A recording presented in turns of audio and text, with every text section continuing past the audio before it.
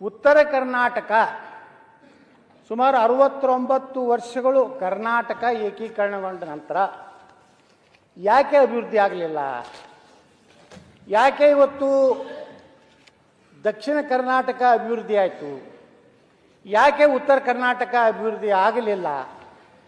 69 ವರ್ಷಗಳ ಸುದೀರ್ಘವಾದಂತಹ ಒಂದು ರಾಜ್ಯ, ಭಾಷಾವಾರು ರಾಜ್ಯ ರಚನೆ ಆದಮೇಲೆ ಇವತ್ತು ಎರಡು ಭಾಗಗಳು, ಒಂದು ದಕ್ಷಿಣ ಭಾಗ, ಒಂದು ಉತ್ತರ ಭಾಗ,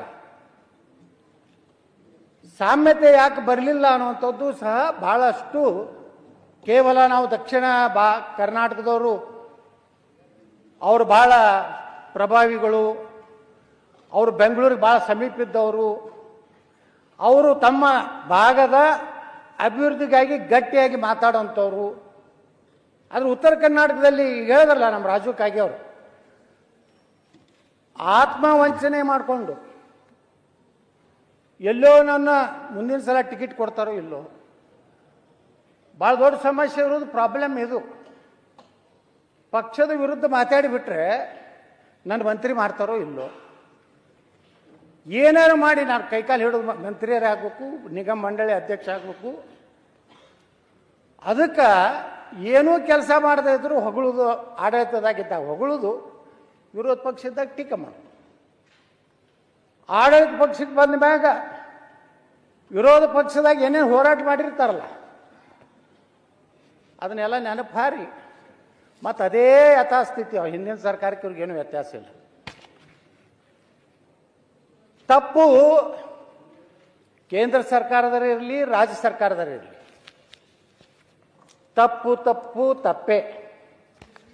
ನೀವು ಹೋರಾಟ ಮಾಡ್ತೀರಿ, ಏನು ವಿರೋಧ ಪಕ್ಷದಾಗ, ನೀವೇ ಮುಖ್ಯಮಂತ್ರಿ ಆದಾಗ ನಿಮ್ಮ ಮಾತಿನ ನಾಲಿಗೆ ಬೇರೆ ಆಗ್ತದೆ. ಗಟ್ಟಿಯಾಗಿ ನಾವು ಜನಪ್ರತಿನಿಧಿಗಳು, ನಾವೆಲ್ಲ ಆ ಕಡೆ ದಕ್ಷಿಣ ಕರ್ನಾಟಕದವರ ಮೇಲೆ ಹಾಕಲಿಕ್ಕೆ ನಾವು ತಯಾರಿಲ್ಲ. 69 ವರ್ಷಗಳಿಂದ ಈ ಭಾಗದಿಂದ ವಿಧಾನಸಭೆಗೆ ಆರಿಸಿ ಬಂದಿದ್ದಲ್ಲೋ, ವಿಧಾನ ಪರಿಷತ್ ಸದಸ್ಯರಿರಲಿಲ್ಲೋ, ಲೋಕಸಭಾ ಸದಸ್ಯರಿರಲಿಲ್ಲೋ, ಯಾಕೆ ಹಿಂದುಳಿತು? ಯಾಕೆ ಸಾಮ್ಯತೆಯನ್ನ ಇವತ್ತು ಆಗಲಿಲ್ಲ? ಇವತ್ತು ನೋಡ್ತಾ ಇದ್ವಿ ಅಧ್ಯಕ್ಷರು, ನೀರಾವರಿ ಬಹಳ ದೊಡ್ಡ ಉತ್ತರ ಕರ್ನಾಟಕದ ಭವಿಷ್ಯ ಬದಲಾವಣೆ ಆಗಬೇಕಾದ್ರೆ ನಾವು ಏನಾದರೂ ಉತ್ತರ ಕರ್ನಾಟಕನ ಅಭಿವೃದ್ಧಿ ಮಾಡ್ತೀನಂದ್ರೆ 10 ಕಿಲೋ ಅಕ್ಕಿಯಿಂದ ಉದ್ಧಾರ ಆಗುವುದಿಲ್ಲ. ನೀರಾವರಿ ಯೋಜನೆಗಳು ಇಡೀ ಕರ್ನಾಟಕದ 72 ಭಾಗದಷ್ಟು ಕೃಷ್ಣಾ ಕಣಿವೆ ಒಂದು ದೊಡ್ಡ ಭಾಗ ಕೃಷ್ಣೇದಾಳ. ಆದರೆ ಎಲ್ಲ ಸರ್ಕಾರಗಳು ಬಂದಾಗ, ನೀವು ಬಂದಾಗ ಏನು ಮಾಡಿದ್ರಿ, ನೀವು ಬಂದಾಗ ಏನು ಮಾಡಿದ್ರಿ? ಯಾರ್ಯಾರು ಒಬ್ಬರು ಕೇಳಿ ಕೃಷ್ಣ ಕೂಗತ್ತು ಪುಕ್ಕ ಬರೆದ್ರು, ಒಬ್ರು ಆಲಿಮಟ್ಟಿಗೆ ಹೋಗಿದ್ದು ಕೂಡಲ ಸಂಗಮದಾಗ ಹಾನಿ ಮಾಡಿದ್ರು, ಒಬ್ಬರು ನಾನು ಮುಖ್ಯಮಂತ್ರಿ ಆದರೆ ನಾನು ಸರ್ಕಾರ ಬಂದರೆ 25,000 ಕೋಟಿ ಕೊಡ್ತೀನಿ, ರಕ್ತದಲ್ಲಿ ಬರೆದು ಕೊಡ್ತೀನಿ ಅಂತ ಒಬ್ಬ ಡೈಲಾಗ್ ಹೊಡೆದ್ರು. ಯಾರೂ ಏನೂ ಮಾಡಲಿಲ್ಲ, ರಕ್ತದಲ್ಲಿ ಬರೆದು ಕೊಡೋರು. ಈಗ ಅವರು ಇವತ್ತು ಸಮಾನತೆ ಬಗ್ಗೆ ಇಲ್ಲಿ ಭಾಷಣ ಹೊಡೆದು ಹೋದರು. ನಾವೆಲ್ಲ, ನನಗೇನು 3-4 ಸಲ ಉಚ್ಚಾಟನೆ ಮಾಡ್ಯಾರ, ಐ ಡೋಂಟ್ ಕೇರ್. ಜನರ ಸಲುವಾಗಿ ಬಂದಾಗ ನಾ ಯಾರಿಗೂ ಮುಲಾಜಿಲ್ಲಾರ್ದೆ ಮಾತಾಡಿದ್ದಕ್ಕೆ ಉಚ್ಚಾಟನೆ ಇದೆ. ಆದ್ರೆ ಜನ ನಾನು ನಿಂತಿದ್ದಾರೆ. ಜನ ನಮ್ಮ ಪರವಾಗಿದ್ದಾನಂದ್ರೆ ಜನ ಎಂದೂ ಕೈ ಬಿಡೋಲ್ಲ ಅಧ್ಯಕ್ಷರೇ. ನಾವು ವಿಧಾನ ಪರಿಷತ್ತಿಗೆ ನಿಂತಾಗ ಇಡೀ ರಾಜ್ಯಕ್ಕೆ ಹೈಯೆಸ್ಟ್ ಹೋಟ್ಲೆ ಇವತ್ತು ವಿಧಾನ ಪರಿಷತ್ತಿಗೆ ಆಯ್ಕೆ ಬಂದ ಪಕ್ಷೇತರ.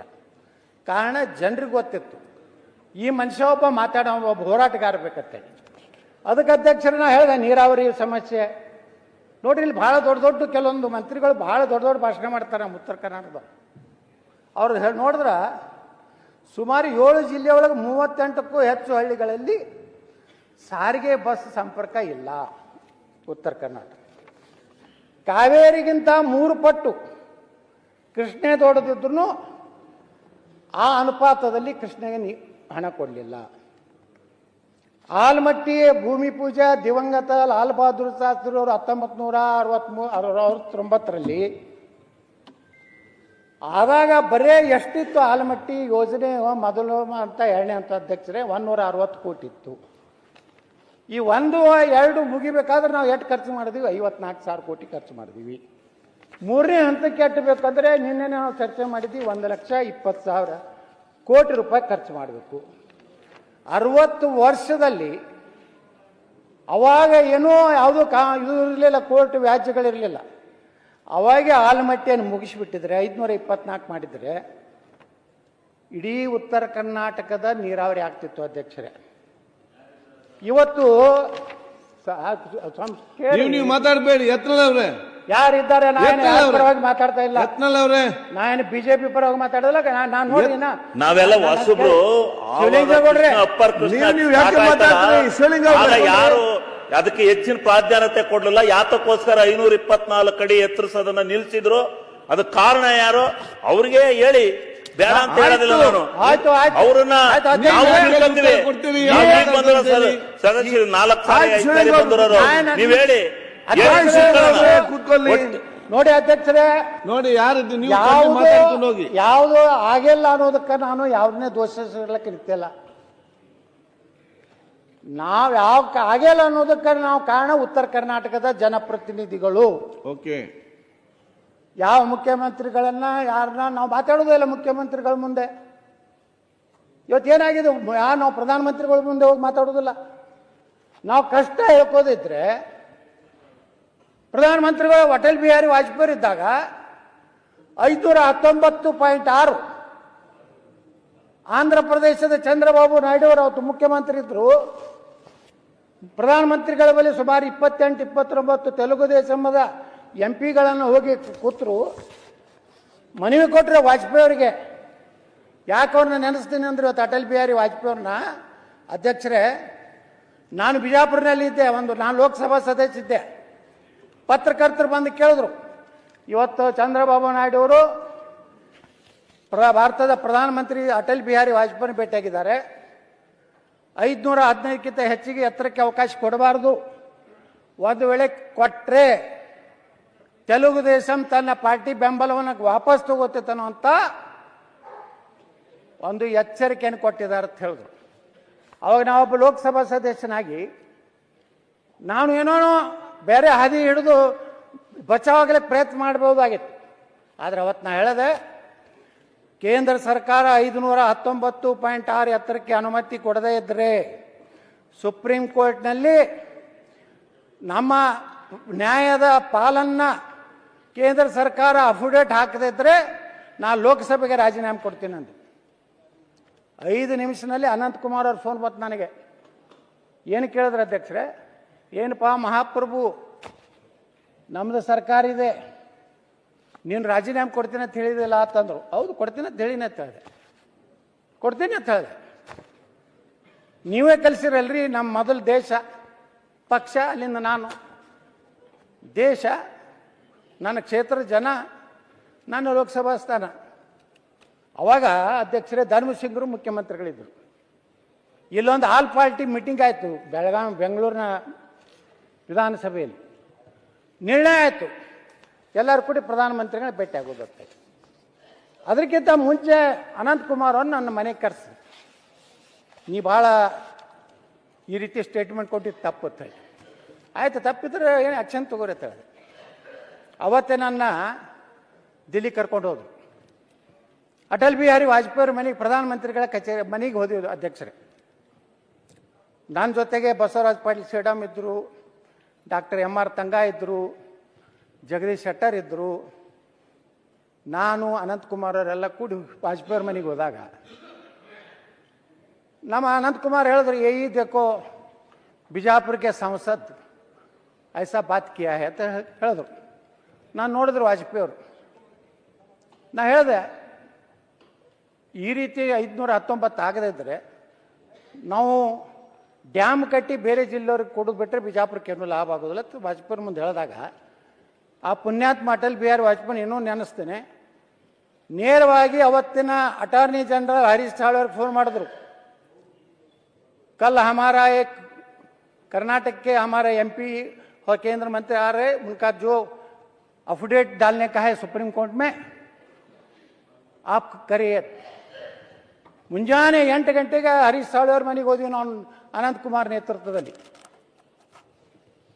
ಅವ್ರ ಮನೆಗೆ ಹೋದಿವಿ, ಟಿಫಿನ್ ಮಾಡಿದ್ವಿ. ಒಂದೇ ಮಾತು ಹೇಳಿದ್ರು ಹರೀಶ್ ಸಾಳ್ವೆ, कल हम अटल जी ने बोला है आज सुप्रीम कोर्ट में आलमट्टी डैम का 519.6 519.6 ಅಫಿಡೇಟ್ डाल देंगे.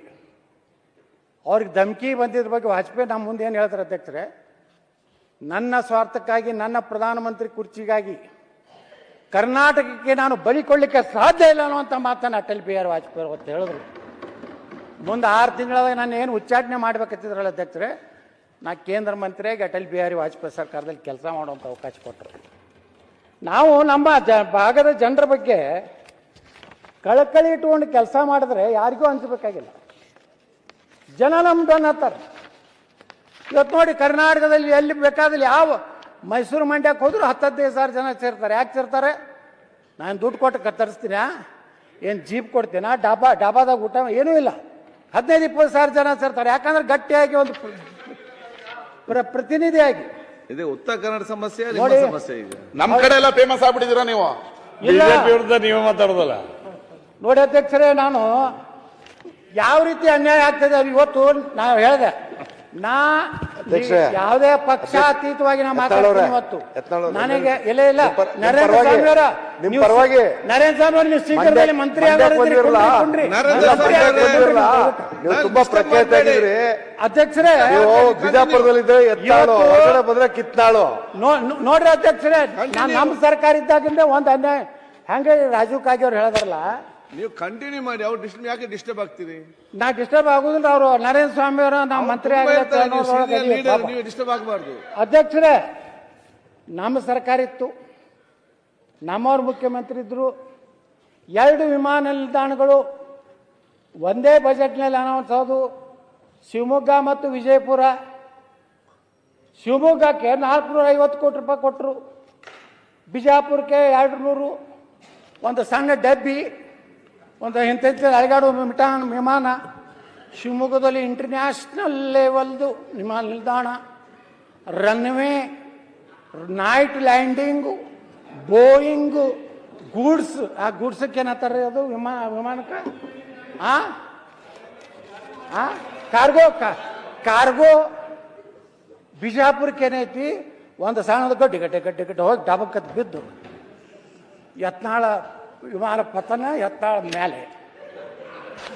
ನಾ ಅದೇ ಯಡಿಯೂರಪ್ಪರಿಗೆ ಕೇಳಿದೆ, ಇದು ಯಾವುದ್ರಿ? ಅವ್ರು ಹೇಳಿದ್ರಲ್ಲ ನಮ್ಮ ರಾಜಕಾಗೆ, ಶಿವಮೊಗ್ಗಕ್ಕೆ ಬೆಣ್ಣೆ, ವಿಜಾಪುರಕ್ಕೆ ಸುಣ್ಣ, ಇದೆಲ್ಲಿ ನಡೆಸಿರೋ ನಾಟಕ ಯಡಿಯೂರಪ್ಪ ಅಂತ ಕೇಳಿದೆ ನಾನು. ವಿಧಾನಸಭೆ ಒಳಗೆ ಎದ್ದು ಹೋದ್ರು, ಆನಂದ್ ಸಿಂಗ್ಗೆ ಹಚ್ಚಿದ್ರು. ಆನಂದ್ ಸಿಂಗ್ ಏನು ಉತ್ತರ ಕೊಟ್ಟರು ಗೊತ್ತೈತೆ ಅಧ್ಯಕ್ಷರೇ?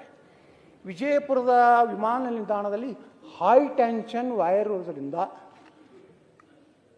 ಉದ್ದಾದ ಒಂದು ರಸ್ತೆ ರನ್ವೇ ಮಾಡಲಿಕ್ಕಾಗಲಿಲ್ಲ. ನಾಂದೆ ಹೈವೇ ಟೆನ್ಷನ್ ಕಿತ್ತು ಹೊಡಿಯಪ್ಪ ಕಡೆ, ನನಗೆ ರನ್ವೇ ಮಾಡುತ್ತಾರೆ. ಜಗಳ ತೆಗೆದೆ.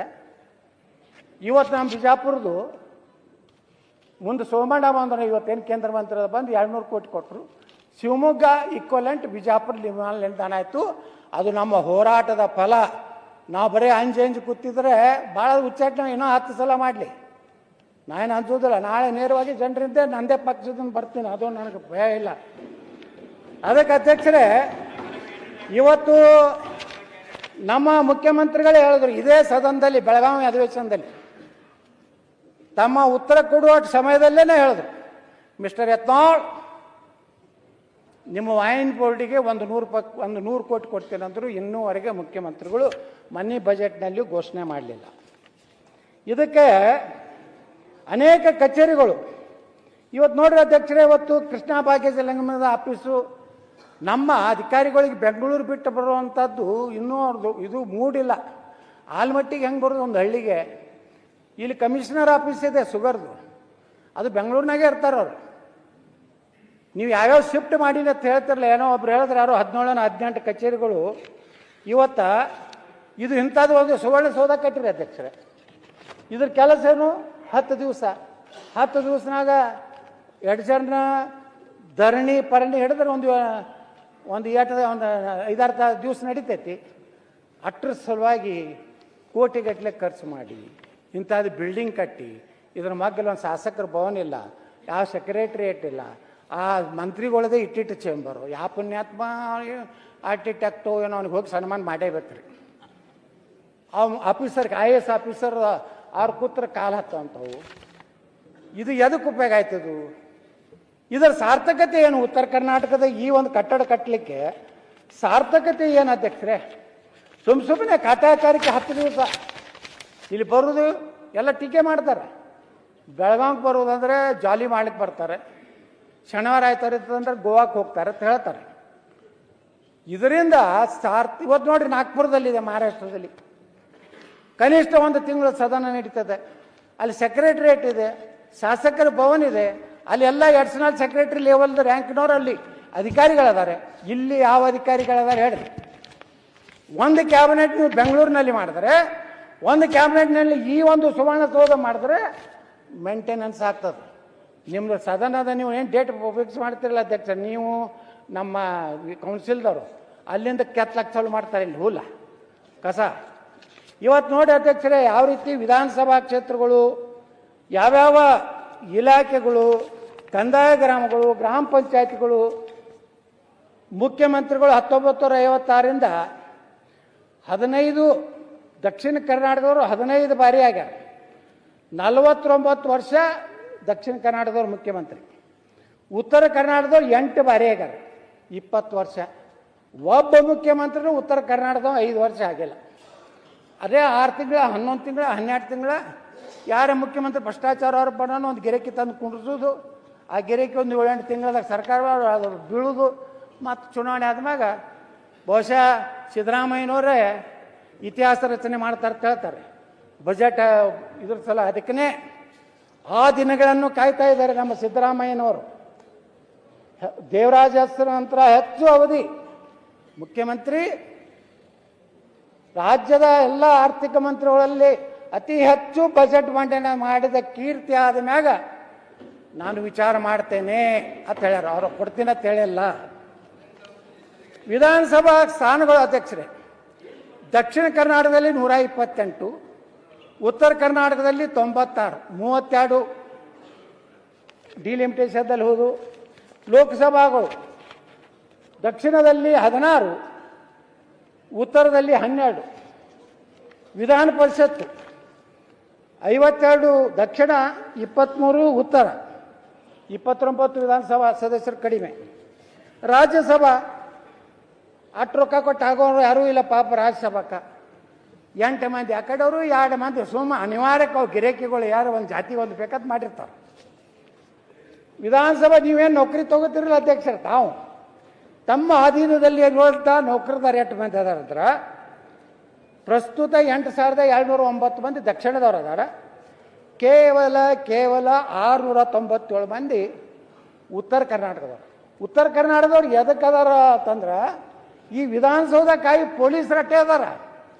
ನಾ ಮುಂಜಾನೆ ಬೆಂಗಳೂರು ವಿಧಾನಸೌಧಕ್ಕೆ ವಾಕಿಂಗ್ ಹೋದ್ರೆ ಅಧ್ಯಕ್ಷರೇ, ನಮಸ್ಕಾರ ಸರ್ ನಾ ಹಾವೇರಿ ಅವ, ನಮಸ್ಕಾರ ಸರ್ ನಾನು ಬೆಳಗಾವ, ನಮಸ್ಕಾರ ಸರ್ ಬೈಲಹೊಂಗಲ, ನಮಸ್ಕಾರ ರಾಯಚೂರ, ನಮಸ್ಕಾರ ಬರೀ ರಾಯಚೂರ ಬೆಂಗಳೂರು ಇವು ಯಾರು ನಮ್ಮ ವಿಧಾನಸೌಧ ಕಾಯೋರು ನಮ್ಮವರು. ಅಲ್ಲಿದಿಂದ ರಾಜ್ಯೋತ್ಸವ ಪ್ರಶಸ್ತಿ ಒಳಗೂ ಪಾರ್ಸಲಿಟಿ ಆ ಕಡೆ ಅವ್ರಿಗೆ 264 ಮಂದಿಗೆ ಸಿಕ್ಕೈತಿ. ಅವ್ರು ಯಾವ ಪುಸ್ತಕ ಬರೆದೋ ಏನು ಬರೆದೋ ಸುಡ್ಗಾಡ ಬರೆದೋ ಬರೆದವ. ನಮ್ಮವ್ರಿಗೆ ಬರೀ 50 ಮಂದಿ. ಕಂದಾಯ ಗ್ರಾಮಗಳು ದಕ್ಷಿಣದಲ್ಲಿ 20,177, ಉತ್ತರದಲ್ಲಿ 9,574, 10,603 ಕಂದಾಯ ಗ್ರಾಮಗಳು ಕಡಿಮೆ. ಪ್ರಾಥಮಿಕ ಶಾಲೆಗಳು 35,343 ದಕ್ಷಿಣದಲ್ಲಿ, 25,170 ಉತ್ತರದಲ್ಲಿ. ಕಡಿಮೆ ಆಟಪ್ಪ ಅಂದ್ರೆ 10,173. ಸರ್ಕಾರಿ ಪದವಿ ಪೂರ್ವ ಕಾಲೇಜುಗಳ ಅಧ್ಯಕ್ಷರೇ, ಪ್ರೌಢಶಾಲೆಗಳು ಮೊದಲು ಹೇಳ್ತೇನೆ, ಪ್ರೌಢಶಾಲೆಗಳು 9,296 ದಕ್ಷಿಣ, ಉತ್ತರದಲ್ಲಿ 5,847. ಎಷ್ಟು ಕಡಿಮೆ ಅದಾವ ಅಂದ್ರೆ ಅಧ್ಯಕ್ಷ 3,449 ಉತ್ತರ ಕರ್ನಾಟಕ ಕಡಿಮೆ ಅದಾವು.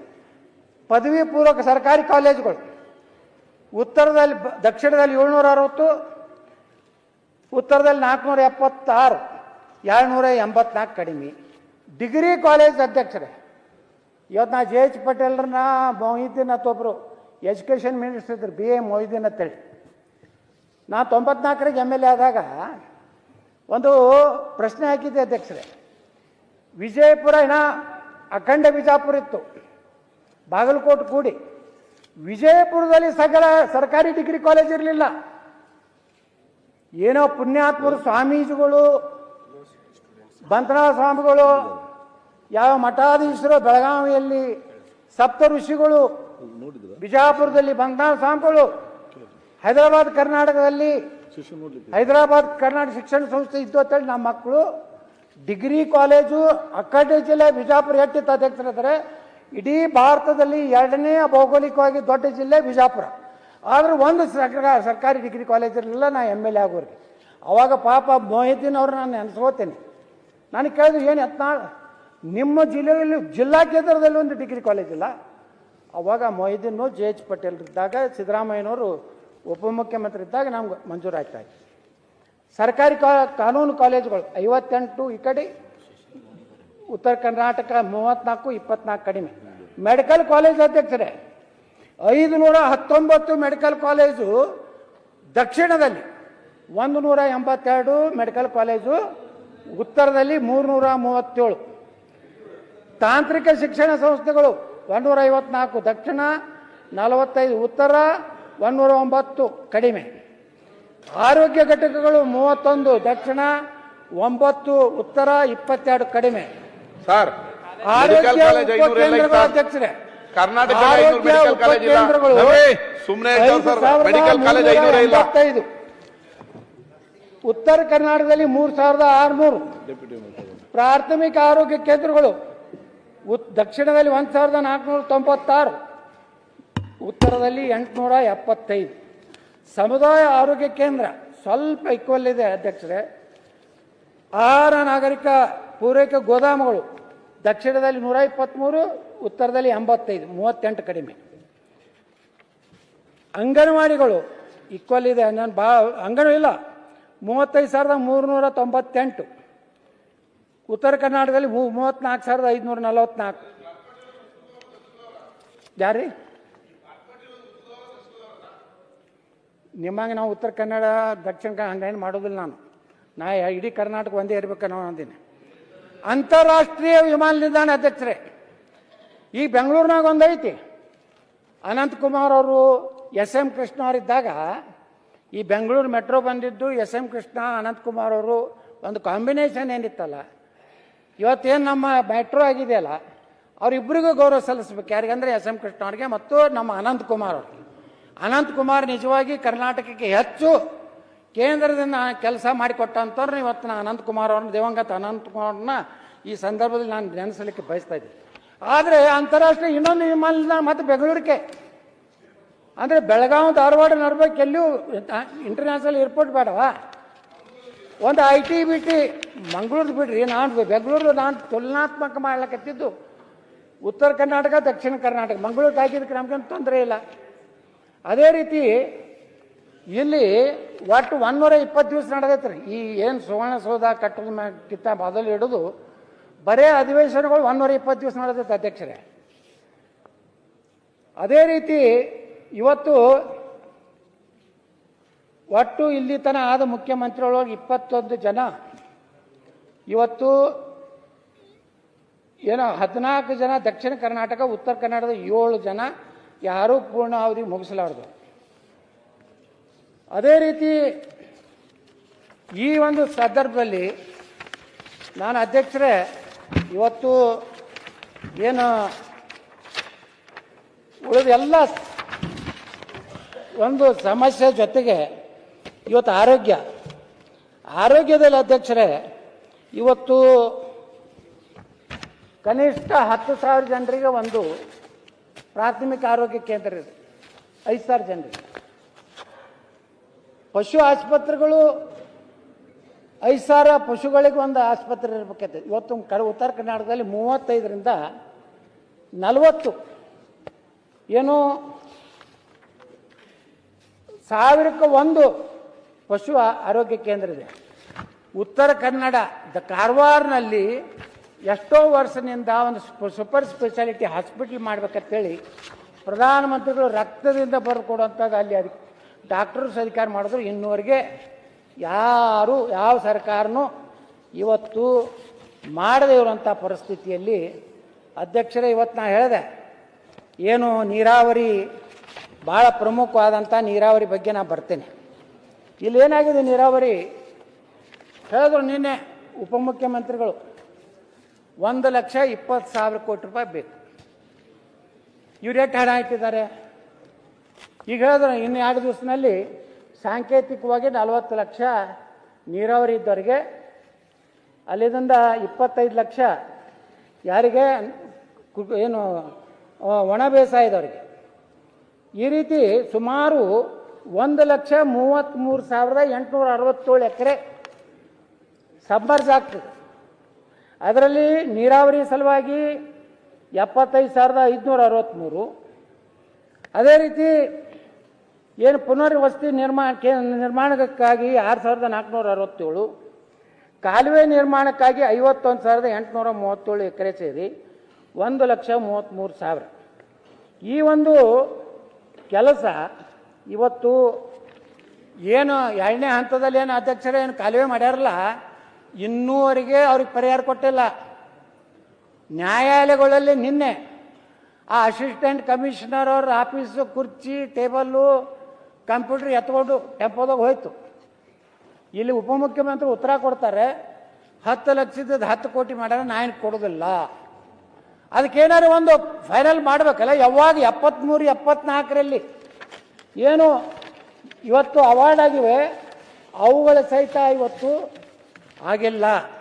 ಹಂಗಾದ್ರೆ ಅಧ್ಯಕ್ಷರೇ ಇವರೆಲ್ಲರೂ ಹೇಳ್ತಾರಲ್ಲ, ಯಾವ ಸರ್ಕಾರಕ್ಕೆ ನಾ ಹೇಳೋದಿಲ್ಲ, ಎಲ್ಲರೂ ಬಂದವರು ಏನು ಹೇಳ್ತಿದ್ರು, ನಾವು ಕೃಷ್ಣೆಯನ್ನು ಪ್ರತಿ ವರ್ಷ 10,000 ಕೋಟಿ ಕೊಡ್ತೀವಿ ಅಂದರು, ಒಬ್ರು 25,000 ಕೋಟಿ ಕೊಡ್ತೇನೆ ಅಂದರು. 1,20,000 ಕೋಟಿ ರೂಪಾಯಿ ಈ 2.5 ವರ್ಷನಾಗ ಕೊಟ್ಟು ಏನಾದ್ರು ಮುಗಿಸ್ಲಿಕ್ಕೆ ಸಾಧ್ಯತೆ ಸಾಧ್ಯ ಇಲ್ಲ. ಯಾವ ಸರ್ಕಾರ ಇದ್ರೂ ಇಷ್ಟು ದಿವಸ ಅಧ್ಯಕ್ಷರೇ ಇವತ್ತೇನು ನಾವು ನೋಡ್ತಾ ಇದ್ದೀವಲ್ಲ, ಕೃಷ್ಣಾ ಮೇಲ್ದಂಡೆ ಯೋಜನೆ ಆಗ್ತದೆ ಅನ್ನೋಂಥ ವಿಶ್ವಾಸ ನಮ್ದು ಹೋಗ್ಬಿಟ್ಟಿದೆ. ಯಾಕಂದ್ರೆ ನಿಮಗೆ ಇಷ್ಟು ದುಡ್ಡು 70,000 ಕೋಟಿ ಬರೇ ಜಮೀನು ಕೊಡಬೇಕಾಗ್ತದೆ. ಮುಂದೆ ಅಲ್ಲಿ ಇದಕ್ಕೆ ಬೇಕಲ್ಲ, ಚೆನ್ನಾಗಿ ಕಾಲುವೆ ಮಾಡಬೇಕು, ಅದು ಆಲ್ಮಟ್ಟಿ 524.25 ಹೆಚ್ಚಿಸಬೇಕು. ಕಳಸಾ ಬಂಡೂರಿ 8 ದಿವಸದಿಂದ ನಡೆದಿದೆ. ಕೇಂದ್ರ ಮೇಲೆ ಇವ್ರು ಹಾಕ್ತಾರೆ, ಇವ್ರ ಮೇಲೆ ಕೇಂದ್ರ ಹಾಕ್ತಾರೆ. ಅಲ್ಲಿ ಪರಿಸರದವರು ಹಾಗೆ ಇದ್ದಾರೆ. ಯಾವುದು ಅಭಿವೃದ್ಧಿಗೆ ಅಂದರೆ ಪರಿಸರ ಏನೋ ಅಂಥದ್ದು ಒಂದು ಏನು ಶಬ್ದ ಇದೆ. ಇವತ್ತು ಹುಬ್ಬಳ್ಳಿ ಅಂಕೋಲ ಅನುಮತಿ ಕೊಡೋದಿಲ್ಲ. ಇವತ್ತು ಏನು ಕೇಳಿದ್ರು ಪರಿಸರ ಇಲಾಖೆದವರು ಕಳಸಾ ಬಂಡೂರಿ ಹಿಡ್ಕೊಂಡು ಕೂತಿದ್ದಾರೆ. ಈ ರೀತಿ ಆದಾಗ ಇದಕ್ಕೆ ಕರ್ನಾಟಕದಿಂದಲೂ ಸಹ ಕೇಂದ್ರದ ಮೇಲೆ ಅಲ್ಲೊಬ್ಬರು, ನೀವು ದಿಲ್ಲಿಯಲ್ಲಿ ಒಬ್ಬ ಕ್ಯಾಬಿನೆಟ್ ದರ್ಜೆಯವರು ಇರ್ತಿದ್ರು, ಈಗ ಅದೂ ಇಲ್ಲ. ಕರ್ನಾಟಕ ಭವನದಲ್ಲಿ ಒಬ್ರು ಇರ್ತಿದ್ರು ಅಧ್ಯಕ್ಷರೇ. ಅದರ ಜೊತೆಗೆ ಅಧ್ಯಕ್ಷರೇ ಇವತ್ತು ನೀವು ಯಾರ ಕಾರಣ ಅನ್ನೋದು ಹೇಳಿಲ್ಲ ನೀವು. ನೋಡ್ರಿ, ಅವ್ರು ಒಂದರ ಪತ್ರ ಬರೆದಾರೆ ಯಾರು ಶಾಸಕರಿಗೆ, ನಿಮ್ಮ ಯಾವ್ಯಾವ ಕೇಂದ್ರ ಸರ್ಕಾರದ ಅಲ್ಲಿ ಏನಾದರೂ ಕ್ಲಿಯರ್ ಆಗುವಂಥ ಯಾವ ಫೈಲ್ಗಳಿದ್ದರೆ ನಮ್ಮ ಗಮನಕ್ಕೆ ಯಾರೂ ಇಲ್ಲೇ ಇಲ್ಲ. ನಾವು ಹೋಗ್ತೀವಿ ಬರ್ತೀವಿ ದಿಲ್ಲಿಗೆ. ಇವತ್ತು ಕಲ್ಯಾಣ ಕರ್ನಾಟಕದವರಿಗೆ ನೀವು ಭಾಳ ಹಿಂದುಳಿದಂಥ ಪ್ರದೇಶ, ಅದೂ ಸಮಾನವಾಗಿ ಬರಬೇಕಂತ ಹೇಳಿ ಇವತ್ತು ನೀವು 5,000 ಕೋಟಿ ರೂಪಾಯಿ ಅದು ಯಾರು ಕೊಟ್ಟರಿ ಬಿಟ್ಟರು ಅದನ್ನು ನಾವು ಹೋಗೋದಿಲ್ಲ. ಯಾರು ಕೊಟ್ಟರು ಯಾರು ಬಿಟ್ಟರು ಗೊತ್ತಿಲ್ಲ. ಆದರೆ ಕಲ್ಯಾಣ ಕರ್ನಾಟಕದ ಅಭಿವೃದ್ಧಿ ಅವ್ರಿಗೆ ಕೊಡಿ, 5,000 ಕೋಟಿ ಕೊಡಿ, ನಮ್ದಂತ ತಕರಾರಿಲ್ಲ. ಆದರೆ ಅದ್ರ ಜೊತೆಗೆ ಕಿತ್ತೂರು ಕರ್ನಾಟಕ, ಮುಂಬೈ ಕರ್ನಾಟಕದವರು ಹಾವೇರಿಯಿಂದ ಹಿಡಿದು ನಮಗೆ ಯಾವುದೇ ಒಂದು ಕರ್ನಾಟಕ ಅಭಿವೃದ್ಧಿ ಮಂಡಳಿ ಐತಿ. ನೋಡ್ರಿ, ಇಲ್ಲಿ ಕಲ್ಯಾಣ ಕರ್ನಾಟಕ ಅಭಿವೃದ್ಧಿ ಮಂಡಳಿ ಐತಿ. ಬಯಲು ಸೀಮೆಯಲ್ಲಿ ಅಧ್ಯಕ್ಷರೇ ಆ ಮಂತ್ರಿಗಳಿಗೆ ಇರುವುದೇ 35 ಕೋಟಿ. ಮಲೆನಾಡು ಅಭಿವೃದ್ಧಿ ಇದೆ, ಅವ್ರಿಗೆ ಎಷ್ಟಿದೆ ಗೊತ್ತಿಲ್ಲ. ಇವ್ರು ಹೇಳ್ಬೇಕು, ಯಾರು ನಮ್ಮ 35 ಎಷ್ಟೈದ್ರಿ ಅರಗ ಜ್ಞಾನೇಂದ್ರ ಎಂಬರಾದ ನೀವು 35 ಲಕ್ಷ. ಇವತ್ತು ಕಲ್ಯಾಣ ಕರ್ನಾಟಕದವ್ರು ಎಷ್ಟು ಪುಣ್ಯವಂತರು ನೋಡ್ರಿ ಅಧ್ಯಕ್ಷರೇ, ಒಂದು 100 ಕೋಟಿ ರೂಪಾಯಿ. ಅದು ಬರುದು ಬಿಡುದು ಮುಂದಿಂದು. ಅದು ನೋಡಿ, ಈಗ ನಾವೇನತ್ತೀವಿ ಅಧ್ಯಕ್ಷರೇ, ಅವ್ರು 100-150 ಕೋಟಿ ಮಾಡಿ, ನಮ್ಮ ತಕರಾರಿಲ್ಲ. ಆದ್ರೆ ಅವ್ರು 50% ಮುಂಬೈ ಕರ್ನಾಟಕದವ್ರು ಕೊಡ್ಬೇಕಲ್ಲ. ಹಳೆ ಮೈಸೂರು ಅಲ್ಲಿ ಚಾಮರಾಜನಗರ ಜಿಲ್ಲಾನ ಅದೇ ಹಣೆ ಬರಿದೆ. ಈಗ ನಮ್ದು ಒಂದು ಬೋರ್ಡ್ ಮಾಡ್ರಿ ಅಧ್ಯಕ್ಷರೇ, ನೀವು 150 ಕೋಟಿ ಕೊಡ್ರಿ, ನಮ್ಗೆ ತಕರಲ್ಲಿ 5,000 ಕೋಟಿ ಕೊಡ್ತಿರಲ್ಲ, 7,500 ಕೋಟಿ ಕೊಡ್ರಿ. ನಮಗೂ ಒಂದು 5,000 ಕೋಟಿ ಕೊಡ್ರಿ. ಮುಂಬೈ ಕರ್ನಾಟಕ ಏನು ಇದನ್ನು ಭಾಳ ಅಭಿವೃದ್ಧಿ ಆಗತ್ತೆ, ಇಲ್ಲಿನೂ ಏನು ಅಭಿವೃದ್ಧಿ ಆಗಲ್ಲ. ಮೈಸೂರು ಭಾಗ ಯಾಕೆ ಅಭಿವೃದ್ಧಿ ಅಷ್ಟಾಯ್ತು ಅಂದರೆ, ಆ ಮೈಸೂರು ಮಹಾರಾಜರದ್ದು ಒಂದು ದೊಡ್ಡ ಕೊಡುಗೆ ಇದೆ. ಅವರು ತಮ್ಮ ಮನೆಯನ್ನು ಬಂಗಾರ ಒತ್ತಿ ಇಟ್ಟು ಕೃಷ್ಣರಾಜ ಸಾಗರ ಕಟ್ಟಿ ಅವಾಗ ನೀರಾವರಿ ಮಾಡ್ಯಾರ್ತೇಳಿ ಮೈಸೂರು ಭಾಗ ಅಭಿವೃದ್ಧಿ ಆಗಿದೆ. ನಮ್ಮಲ್ಲಿ ಯಾರ್ರೀ ಆದಿಲ್ ಸಾಯಿ, ಬರೀದ್ ಸಾಯಿ, ಕುತುಬ್ ಸಾಯಿ, ಮೊಹಮ್ಮದ್ ಸಾಯಿ ಅವರೇ ಬರೇ ಕಟ್ಟ್ಯಾರ ನೋಡ್ರಿ ಗುಮ್ಮಟಗಳು ಎಲ್ಲ ಊರು ತುಂಬ ಅವೇ.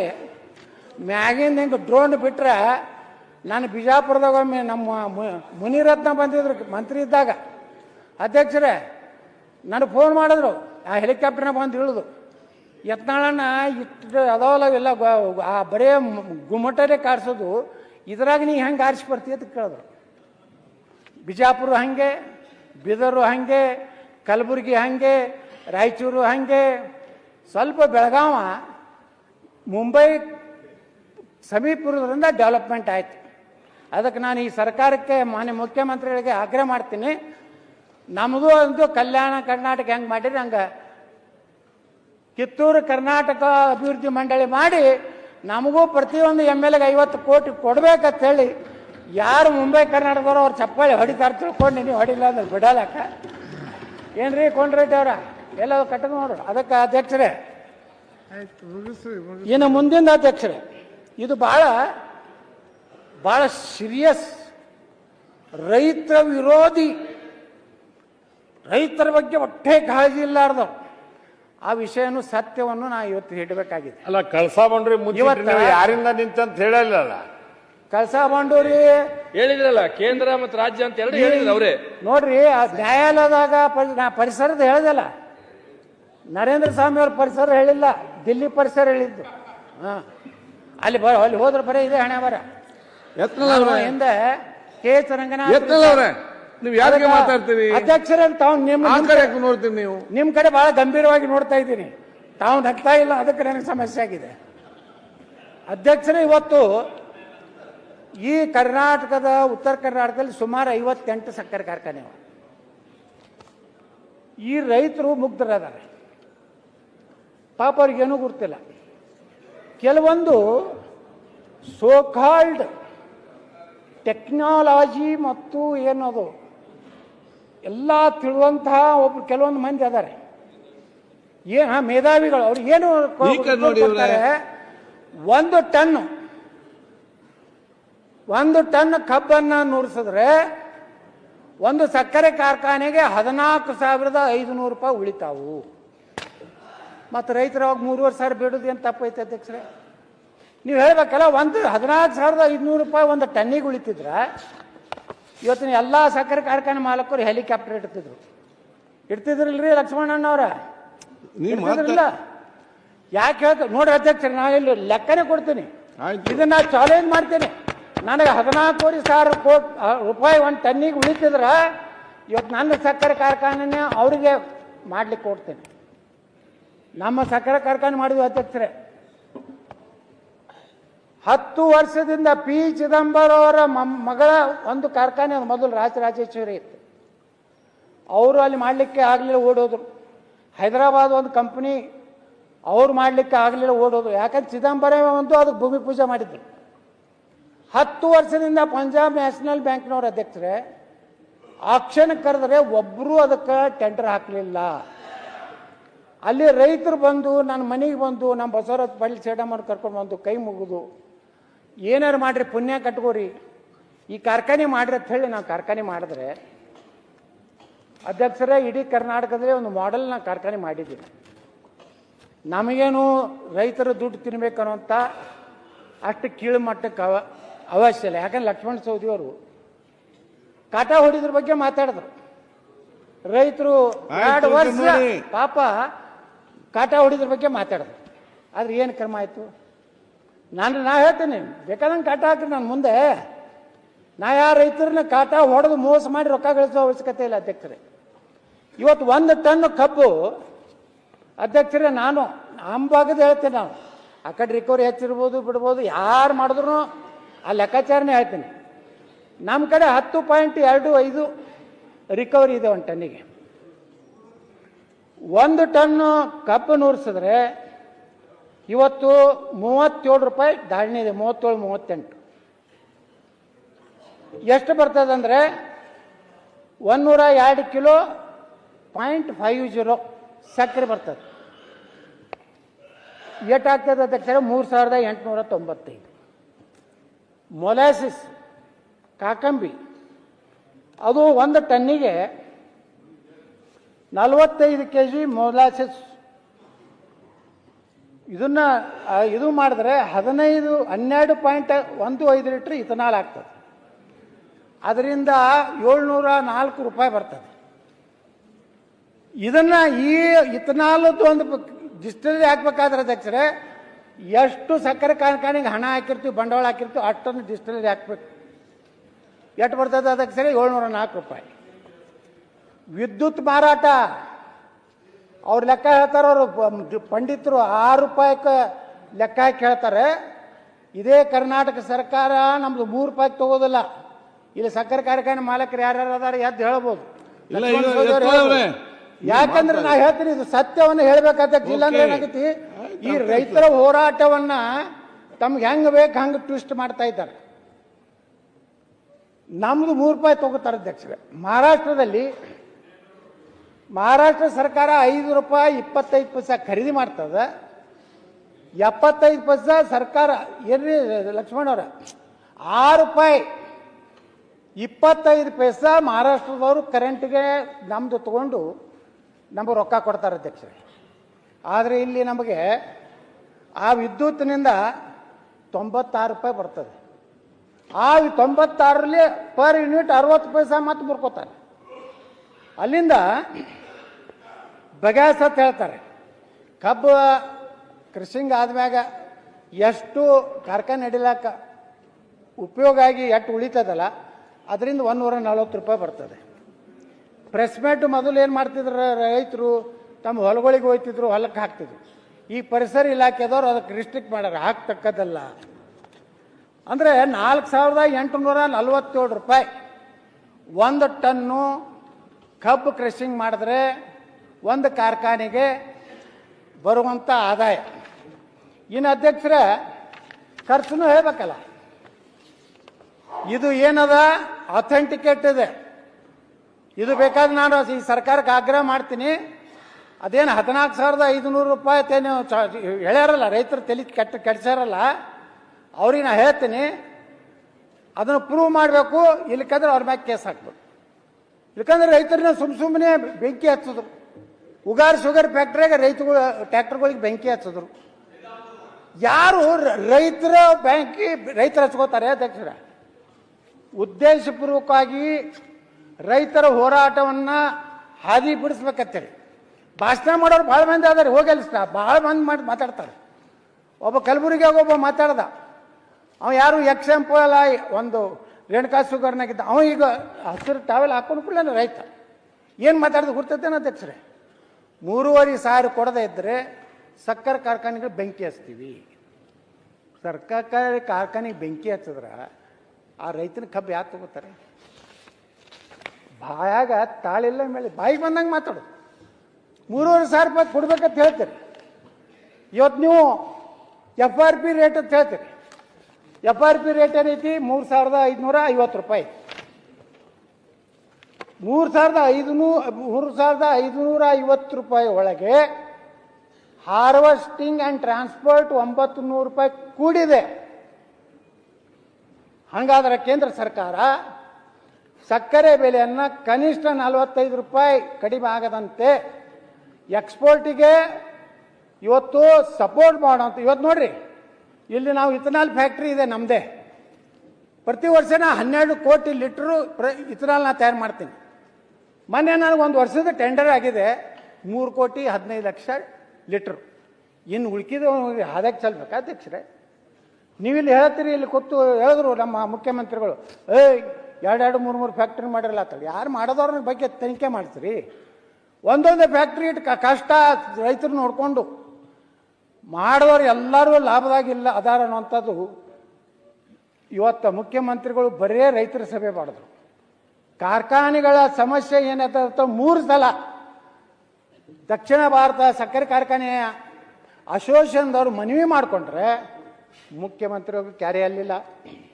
ಇವತ್ತು ಅಧ್ಯಕ್ಷರೇ ಖರ್ಚು ಎಷ್ಟು ಬರ್ತೈತೆ ಅನ್ನೋದು ಹೇಳ್ಬೇಕು. 10.25 ರಿಕವರಿಗೆ ಕೆಮಿಕಲ್ ಬೇಕು 80 ರೂಪಾಯಿದು, ಪ್ಯಾಕಿಂಗ್ ಮಟೀರಿಯಲ್ ಬೇಕು 50 kg ಬ್ಯಾಗಿಗೆ 50 ರೂಪಾಯಿ, ಮಷಿನರಿ ರಿಪೇರಿ ನಿರ್ವಹಣೆ ಗ್ರೀಸ್ ಹಾಕಬೇಕು, ಆಯಿಲ್ ಹಾಕಬೇಕು, ಡೀಸೆಲ್ ಹಾಕಬೇಕು 120 ರೂಪಾಯಿ ಪ್ರತಿ ಟನ್ನಿಗೆ ಹೇಳ್ತಾ ಇದ್ದೀನಿ. ಪಗಾರ ಕೊಡಬೇಕು, ಸಂಬಳ ಕೊಡಬೇಕು, ಆಡಳಿತ ಖರ್ಚು 265 ರೂಪಾಯಿ. ಬ್ಯಾಂಕಿಗಳಿಗೆ ಬಡ್ಡಿ ಕೊಡಬೇಕಲ್ಲ ಅಧ್ಯಕ್ಷರೇ.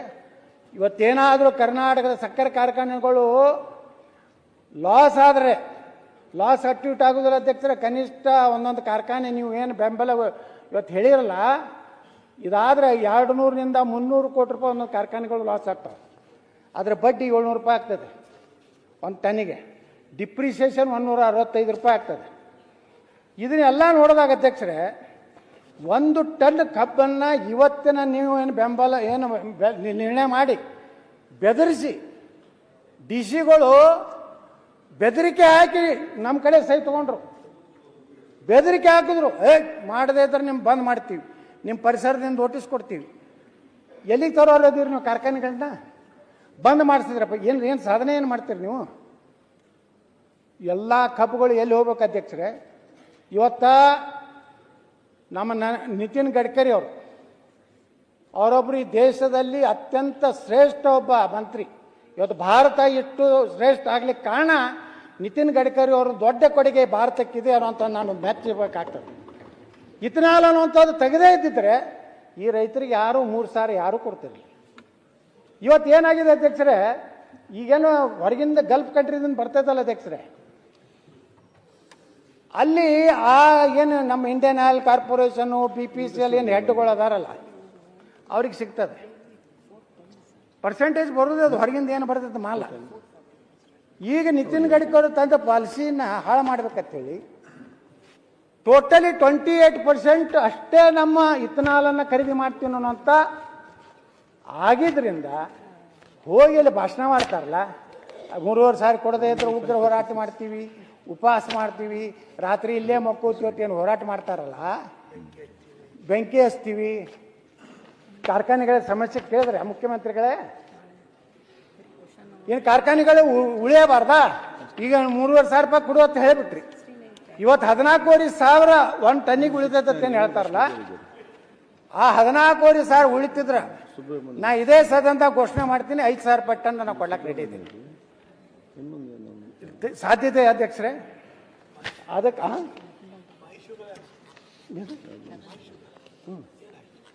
ಮತ್ತೆ ಇಷ್ಟ ಆಯ್ತಲ್ಲ ಅಧ್ಯಕ್ಷರೇ. ಸಹಕಾರಿ ಕ್ಷೇತ್ರದಲ್ಲಿ ಸಕ್ಕರೆ ಕಾರ್ಖಾನೆಗಳು ಇದ್ದು ಇವತ್ತೆಲ್ಲ ಹಾಳದು.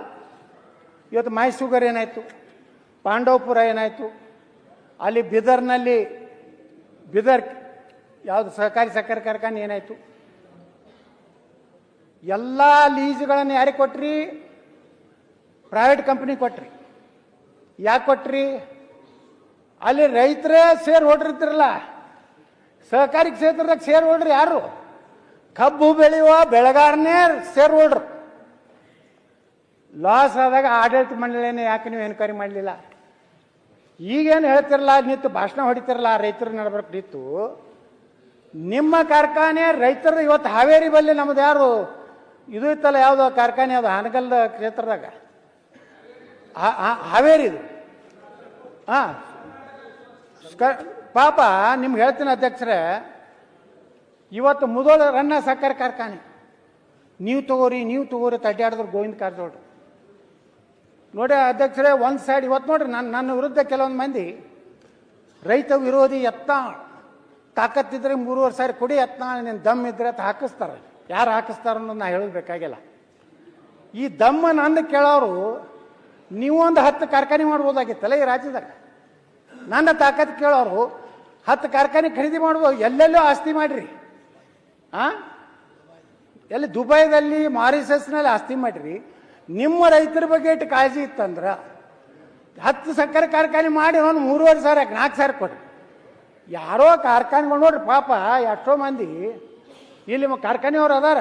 ಇಲ್ಲಿ ಗುಡ್ಗುಂಟಿ ಅವ್ರು ಕೂತಾರ, ಅಲ್ಲಿ ಲಕ್ಷ್ಮಣ ಸವದಿ ಅವ್ರು ಕೂತಾರ, ಸತೀಶ್ ಜಾರಕಿಹೊಳಿ ಅವ್ರು ಎಲ್ಲೇ ಹೊರಗೆ ಹೋಗ್ಯಾರ, ರಮೇಶ್ ಜಾರಕಿಹೊಳಿ ಅವ್ರು ಇಲ್ಲ, ಇಲ್ಲಿ ನನ್ನ ಮಗಳೇ ಕೂತಾರ. ದ ಗ್ರೇಟ್ 226ನೇ ಇದು ರೀ ಸೀಟ್ ನಂಬರ್ದವ್ರು. ಯತ್ನ ಇನ್ನೆಷ್ಟೊತ್ತಿದೆ ಅಧ್ಯಕ್ಷರೇ ಇವ್ರು ಇನ್ನು ಮುಗಿದ್ರೆ 5 ನಿಮಿಷ ಅಧ್ಯಕ್ಷ. ಅದ್ದಾಗ ಅಧ್ಯಕ್ಷರೇ ನಾ ಹೇಳ್ತೀನಿ, ಸರ್ಕಾರಕ್ಕೆ ವಿನಂತಿ ಮಾಡ್ಕೋತೀನಿ. ಇಲ್ಲಿ ನಮ್ಮ KJ ಜಾರ್ಜ್ ಅವ್ರು ಕೂತಾರೆ. ಇವರು ಸೋಲಾರ್ದಲ್ಲಿ ಯಾರ್ಯಾರಿಗೆ ಎಷ್ಟು ರೊಕ್ಕ ಕೊಡ್ತಾರೆ ಅನ್ನೋದು ನಾ ಪ್ರಶ್ನೆ ಕೇಳಿದ್ರೆ ಅದು ಅನ್ಸ್ಟಾರ್ ಆಗೈತೆ. ಅವ್ರು ಏನು ಉತ್ತರ ಕೊಡ್ತಾರೆ. ನೀವು 3,000 ಏನು ನೀವು ನಿಗದಿ ಮಾಡಿರಲ್ಲ ಬೆಲೆ, ನಾವು ಕೊಡ್ಲಾಕ್ ತಯಾರಿದೆ. ಆದರೆ ನಮ್ಮ ಕರೆಂಟನ್ನು KJ ಜಾರ್ಜ್ ಅವ್ರು ಮನವಿ ಮಾಡ್ತೀನಿ, 20 ವರ್ಷವರೆಗೆ ಕರ್ನಾಟಕದ ನೀವು ವಿದ್ಯುತ್ ಶಕ್ತಿ ಮಂತ್ರಿಗಳಾಗಿ ಕನಿಷ್ಠ 10 ವರ್ಷವೇ ನಮ್ದು 6 ರೂಪಾಯಿದಂಗೆ ತಗೋತೀನಿ ಅನ್ನೋವಂಥದ್ದನ್ನು ಮಾಡಿ ಸರಿಯಾಗಿ ನೀವು ಪೇಮೆಂಟ್ ಕೊಟ್ಟರೆ ನಮಗೆ ಪೇಮೆಂಟ್ ಬೇಕಾಗಿಲ್ಲ. ಸನ್ಮಾನ್ಯ ಮಂತ್ರಿಗಳೇ, ಡೈರೆಕ್ಟ್ ರೈತರ ಅಕೌಂಟಿಗೆ ಹಾಕಿಬಿಡ್ರಿ. ನಮ್ದು ಎಷ್ಟು ನಾವು ನಿಮ್ಗೆ ಕಳಿಸ್ತೀವಿ, ರೈತರ ಅಕೌಂಟಿಗೆ ಹಾಕ್ರಿ. ನೀವು 6 ರೂಪಾಯಿ ಕೊಟ್ಟರೆ 60 ಪೈಸಾ ಏನು ಪ್ರತಿ ಯೂನಿಟಿಗೆ ನೀವು ಏನು ಚಾರ್ಜ್ ಮಾಡ್ಲಾಕತ್ತೀರಲ್ಲ, ಅದನ್ನು ನೀವು ವಾಪಸ್ ನೋಡ್ರಿ. ಕೈಗಾರಿಕೆಗಳು ಯಾರ್ಯಾರಿಗೂ ಎಲ್ಲಿ ಹೋಗ್ತೀರಿ ಫುಲ್ ಡ್ರೆಸ್ ಹಾಕೊಂಡು, ಅದು ಎಲ್ಲ ಥಂಡ್ಯಾಗ ಹೋಗಿ ಯಾವ್ದು ಹೆಸರದು ಎಂದೂ ಸೂಟು ಬುಟ್ಟು ಹಾಕೊಳ್ಳಾರ್ದು ಎಲ್ಲ ಮುಖ್ಯಮಂತ್ರಿನೂ ಹಿಂಗೆ ಹಾಕ್ಕೊಂಡು, ಇವರು ಹಿಂಗೆ ಕೈಗಾರಿಕಾ ಮಂತ್ರಿ ಹಾಕ್ಕೊಂಡು ಅಲ್ಲಿ ಹೋಗಿ ಕೈ ಮುಗಿದು ನಮ್ಮಲ್ಲಿ ಇನ್ವೆಸ್ಟ್ಮೆಂಟ್ ಮಾಡಿರಿ, ನೀವು ಬುಂದೇವಂತರು ಅಂಥೇಳಿ ಅಲ್ಲಿ ಕೈಕಾಲು ಹಿಡಿದು ಬರ್ತೀರಿ. ಇಲ್ಲಿ ಏನಾಗ್ಯದ ಅಂದ್ರೆ ಸಕ್ಕರೆ ಕಾರ್ಖಾನೆ ಮಾಡೋರು ಯಾರು? ರಾಜಕಾರಣಿಗಳೇ ಯಾಕೆ ಮಾಡ್ತಾರೆ? ಇವ್ರು ಹೆಂಗೆ ತುಂಬ್ತಾರ ಅಂದ್ರೆ ಈ ಲೀಡರ್ಗಳು ಲೂಟಿ ಮಾಡ್ಲಿಕ್ಕೆ ಇವರು ಕಟ್ತಾರತ್ತೆ. ಸಕ್ಕರೆ ಕಾರ್ಖಾನೆ ಟಾಟಾ ಕಟ್ಟಲಿಲ್ಲ, ಸಕ್ಕರೆ ಕಾರ್ಖಾನೆ ಬಿರ್ಲಾ ಕಟ್ಟಲಿಲ್ಲ, ಓಕೆ ಸಕ್ಕರೆ ಕಾರ್ಖಾನೆಗೇನು ಹೊಸ ಒಂದು ಗಿರಾಕಿ ಬಂದಿಲ್ಲ, ಅಡಾನಿ ಕಟ್ಟಲಿಲ್ಲ. ಅದು ಕಟ್ಟದಂಥವ್ರು ಯಾರು ಅಂದರೆ ಈ ಮಣ್ಣಿನಲ್ಲಿ ಹುಟ್ಟಿದಂಥ MLA ಆಗಿರ್ಬೋದು, MP ಆಗಿರ್ಬೋದು, ಆ ಭಾಗದ ರೈತರ ಕಷ್ಟಕ್ಕಾಗಿ ಸಕ್ಕರೆ ಕಾರ್ಖಾನೆ ಕಟ್ಟಿದ್ದಾರೆ ಹೊರತು ಯಾರು ಲೂಟಿ ಮಾಡೋರು ಮಾಡಿರ್ಬೋದು. ತನಿಖೆ ಮಾಡಿರಿ, ಒಳಗೆ ಹಾಕ್ರಿ. ಅವರು ಹಂಗೆ ಲೂಟಿ ಮಾಡ್ಯಾರಲ್ಲ ಬರೀ ಹೇಳಬೇಡ್ರಿ. ಬರೀ ಭಾಷಣದಾಗ ಸಕ್ಕರೆ ಕಾರ್ಖಾನೆ ಮಾಲೀಕರು ಹಗಲು ಹೌದು ಒದ್ದು ಯಾಕೆ ಹಾಕ್ಲಿಲ್ಲಪ್ಪ, ಯಾಕೆ ಅವ್ರ ಮ್ಯಾಗ 64 ಎನ್ಕ್ವೈರಿ ಮಾಡಲಿಲ್ಲ, ಯಾಕೆ ಸಹಕಾರಿ ಸಕ್ಕರೆ ಕಾರ್ಖಾನೆಗಳು ಇಲ್ಲಿ ಬಂದದು? ಇಲ್ಲೇ ಯಾವುದು ಮಲಪ್ರಭಾ ಸಕ್ಕರೆ ಕಾರ್ಖಾನೆ ಇದೆ, ಇಲ್ಲಿ ಇವ್ರದ್ದು ನಮ್ಮದು ಇಲ್ಲಿ ಒಬ್ರು ಕೂತಾರೆ ಚೇರ್ಮನ್ರು ಕಿತ್ತೂರು, ಇವ್ರದ್ದು ಒಂದು ಸಕ್ಕರೆ ಕಾರ್ಖಾನೆ. ಅಲ್ಲಿ ಲಕ್ಷ್ಮೀ ಹೆಬ್ಬಾಳ್ಕರ್ ಅವ್ರದ್ದು, ಅವರು 2 3 ಗೊತ್ತಿಲ್ಲ. ಎಲ್ಲ ಪಾರ್ಟಿಯವರು ಅದವ್ರ ಅಧ್ಯಕ್ಷರಲ್ಲಿ. ಆದ್ರೆ ಇಲ್ಲ JDS ಇದ್ದಾಗ ಮಾಡ್ಕೊಟ್ಟಾರ, BJPಗೆ ಹೋಗ್ಯಾರ. ಅದಕ್ಕೆ ನಾ ಹೇಳುವುದೇನು ಅಧ್ಯಕ್ಷರೇ, ನೀವು ಕಾರ್ಖಾನೆಗಳ ಪರಿಸ್ಥಿತಿ ನೋಡ್ರಿ. ವಾಸ್ತವಿಕತೆಯನ್ನು ಈ ರಾಜ್ಯದ ಸಕ್ಕರೆ ಮಂತ್ರಿಗಳು ಮಾಡಬೇಕಾಗಿತ್ತು, ಮಾಡಲಿಲ್ಲ. ಎಲ್ಲರ ಮುಂದೆ ನಾನು ಕಾಟ ಹಾಕ್ತೀನಿ ಅಂದರು. ಯಾರ್ದಾರ ಕಾಟ ನಾನು ಹೇಳಿದೆ ಮೊದಲು ನನ್ನ ಕಾರ್ಖಾನೆ ಮುಂದೆ ಕಾಟ ಹಾಕಿ, ರೈತರದ್ದು ಕಾಟ ಹೊಡೆದು ಏನು ಮಾಡೋದ ನನಗೆ ಇಟ್ಟೆ ಆಗ್ತೈತೆ ಪತ್ತು ಕೊಡ್ತೀನಿ ಅಂದ್ರೆ ರೈತರು ಒಪ್ಕೋತಾರೆ. ಓಕೆ, ಅದಕ್ಕೆ ಹೇಳ್ತೀನಿ ಅಧ್ಯಕ್ಷರೇ, ಒಂದು ಕಮಿಟಿಯನ್ನು ಎಕ್ಸ್ಪರ್ಟ್ಸ್ ಕಮಿಟಿ ಸಕ್ಕರೆ ಕಾರ್ಖಾನೆಗಳ ಕಷ್ಟ ಏನಿದೆ, ಯಾವ ರೀತಿ ಸಕ್ಕರೆ ಕಾರ್ಖಾನೆಗಳ ಪರಿಸ್ಥಿತಿ ಇದೆ, 1 ಟನ್ನಿಗೆ ರೈತರ ಕಷ್ಟ ಏನಿದೆ, ಕಾರ್ಖಾನೆಗಳ ಕಷ್ಟ ಏನಿದೆ, ಇದನ್ನು ರಿವೈವಲ್ ಮಾಡಬೇಕಾದ್ರೆ, ಪುನಶ್ಚೇತನ ಮಾಡಬೇಕಾದ್ರೆ ಕೈಗಾರಿಕೆ ಮಂತ್ರಿಗಳು, ವಿದ್ಯುತ್ ಮಂತ್ರಿಗಳು, ಸಕ್ಕರೆ ಮಂತ್ರಿಗಳು ಎಲ್ಲರೂ ಕೂಡಿ ಚರ್ಚೆ ಮಾಡಿ ಕಾರ್ಖಾನೆಗಳನ್ನು ಉಳಿಸ್ರಿ. ನೀವು ಇದೇ ರೀತಿ ಸುಮ್ಮನೆ ಕೊಡದೇ ಇದ್ರೆ ಜೈಲಿಗೆ ಹಾಕ್ತೇನೆ, ಕೊಡದೇ ಇದ್ರೆ ಏನು ಜೈಲಿಗೆ ಹಾಕ್ತೀನಿ ಹಾಕಿರಿ, ಮತ್ತೇನು ಮಾಡೋದು? ಮಾಡಿವಲ್ಲ ನಾವು ಕೆತ್ತೆ ಬೀಜಿ ಮಾಡೀವಿ, ತಪ್ಪು ಮಾಡೀವಿ, ಭಾಳ ದೊಡ್ಡ ತಪ್ಪು ಮಾಡೀವಿ. ನಾವು ಇದು ಮಾಡಬಾರ್ದಾಗಿತ್ತು. ಆರಾಮ್ ಉಳುಕಿದವ್ರಂಗೆ ವಿದೇಶನಾಗ ಆಸ್ತಿ ಮಾಡಿಕೊಂಡು ಇಲ್ಲಿ ಬಂದು ಟಿಪ್ ಟಾಪ್ ಆಗಿ ರಕ್ತ ಕ್ರಾಂತಿ ಆಗಲಿ, ಹುಲಿಗಳು ನಾವು ಇಲಿಗಳು ಅಂತ ಹೇಳಿ ಇಲ್ಲಿ ಭಾಷಣ ಹೊಡೆದು ಭಾಳ ಚಂದ ಐತಿ. ಯಾರು ಏನು ಯಾರಿಗೆ ಹೋಗ್ಬೇಕದು ಹೋಗಿ ಹೋಗ್ತಾರೆ. ರೆಡ್ಡಿ ನಿಮಗಿತ್ತದು ನಿಮಗೆ ಚುಚ್ಚುತ್ತದೆ, ಚುಚ್ಚುತ್ತದೆ. ಅದಕ್ಕೆ ನಾನು ಆಗ್ರಹ ಮಾಡ್ತೀನಿ, 14,500 ಕೆಲವೊಂದು ಚಾನಲ್ದವ್ರು, ಅವರು ಮಹಾನ್ ಗ್ರೇಟ್ ಚಾನಲ್ದವ್ರು ಅದಾರ, ಅವ್ರು ಕೂತು ಹೌದಾ 14,500 ನೋಡಿ ರೈತರಿಗೆ ಕಾರ್ಖಾನೆ ಮಾಲೀಕರಿಂದ ಭಾರಿ ಮೋಸ, ಆಯ್ತು. Dan Dan Dan. ಅರೆ ನಾ ಆ ಸಂಪಾದಕ ಹೇಳಿದ, ಒಬ್ಬ ಸಂಪಾದಕ ಫೋನ್ ಮಾಡಿದಾನ, ಭಾಳ ಚಂದ ಡಿಬೇಟ್ ನಡೆಸಿದ್ರು. ನಿಮ್ಮ ಮಗನ ಕೂತಲ್ಲ ಗಿರಕ್ಕೆ 14,500 ಅಂತ ಹೇಳ್ತಾನಲ್ಲ, ಸ್ವಲ್ಪ ಫೋನ್ ನಂಬರ್ ಕೊಡತ್ತೆ ಹೇಳಿದ ಅಧ್ಯಕ್ಷರು.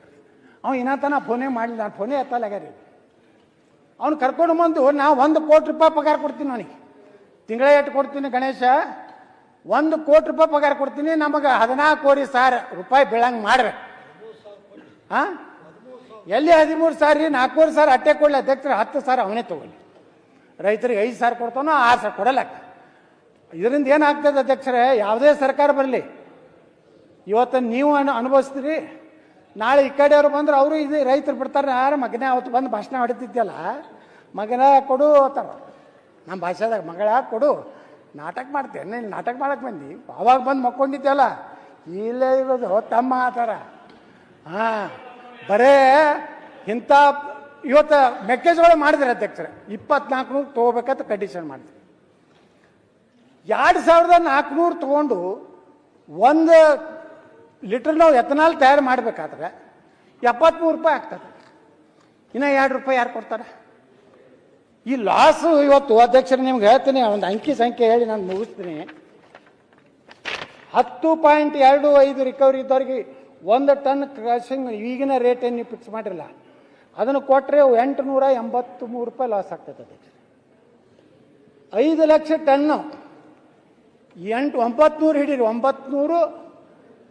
945 ಎಟ್ರಿ 45 ಕೋಟಿ ಆಗ್ತದಿಲ್ರಿ ಗುಡ್ಗುಂಟೆವ್ರ. ಹಾಂ ಅಧ್ಯಕ್ಷರೇ, ಇದು ರಿಕವರಿ 10.75 ಇದ್ರೆ 745 ರೂಪಾಯಿ ಲಾಸ್ ಇದು ಅಧ್ಯಕ್ಷರೇ, ಬಡ್ಡಿ ತುಂಬುವುದಾಗುವುದಿಲ್ಲ. ಇನ್ನು ಮುಂದೆ ನಾವು ಎಲ್ಲಿದ್ದು ತಂದದಕ್ಕೆ ಹಾಕೋದು? ಯಾರೂ ಸಾಲ ಕೊಡೋದಿಲ್ಲ ಅಧ್ಯಕ್ಷರೇ. ಇವತ್ತು ಸಕ್ಕರೆ ಕಾರ್ಖಾನೆ ಅಂದರೆ ಯಾರೂ ಸಾಲ ಕೊಡೋದಿಲ್ಲ. ಈ ರಾಜ್ಯದಾಗ ಏನಾರೇ ರೈತರ ಪರವಾಗಿ ಸಕ್ಕರೆ ಕಾರ್ಖಾನೆ ಒಳಗಾಗಿದ್ದು ಅದು ಸಹಕಾರಿ ಕ್ಷೇತ್ರದಿಂದ ಅಂತ ನಾವು ಭಾಳ ಹೆಮ್ಮೆಯಿಂದ ಹೇಳಕ್ಕೆ ಬಯಸ್ತಾ ಇದ್ದೀವಿ. ಸಹಕಾರಿ ಕ್ಷೇತ್ರ ಇರದೇ ಇದ್ರೆ ಸಕ್ಕರೆ ಕಾರ್ಖಾನೆಗಳೇ ಆಗ್ತಿರ್ಲಿಲ್ಲ ಅಧ್ಯಕ್ಷರೇ. ಇವತ್ತು ರೈತರು ಪಾಪ ಅವ್ರಿಗೆ ಮುಗ್ಧದಾರೆ, ಅವ್ರಿಗೆ ತಲೆ ಕೆಡಿಸ್ತಾರೆ. ನನಗೂ ಹೇಳಿದ್ರು, ಬರ್ರಿ ನೀವು ಎಲ್ಲಿ ಅದು ಯಾವುದು ಗುರ್ಲಾಪುರ ಕ್ರಾಸಿಗೆ ಬರ್ರಿ ಅಂತ.